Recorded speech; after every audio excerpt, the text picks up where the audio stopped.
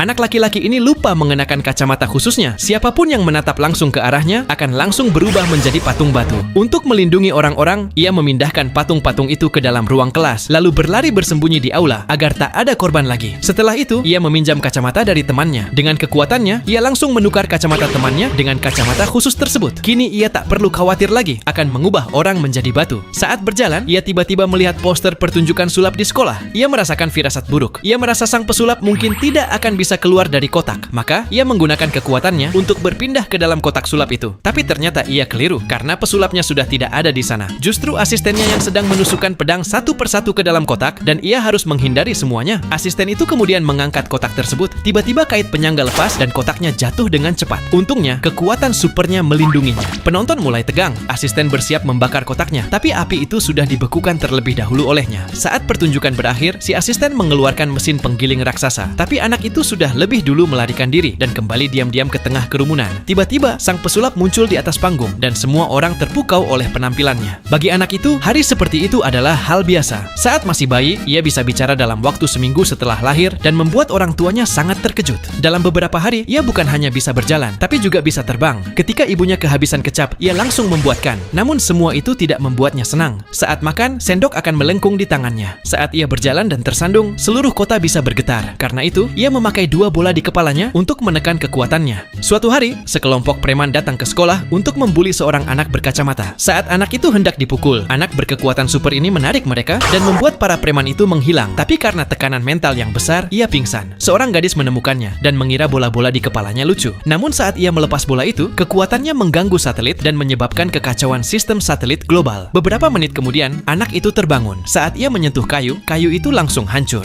Gadis itu sangat ketakutan dan melemparkan bola-bola tersebut. Anak itu sadar betapa bahayanya situasi itu dan meminta gadis itu mengembalikannya. Mereka terangkat ke luar angkasa. Ruangan mulai membeku dan gadis itu pingsan. Di saat genting, anak itu menggunakan kekuatannya untuk mengambil kembali penahan kekuatannya dan berhasil membawa gadis itu kembali ke sekolah.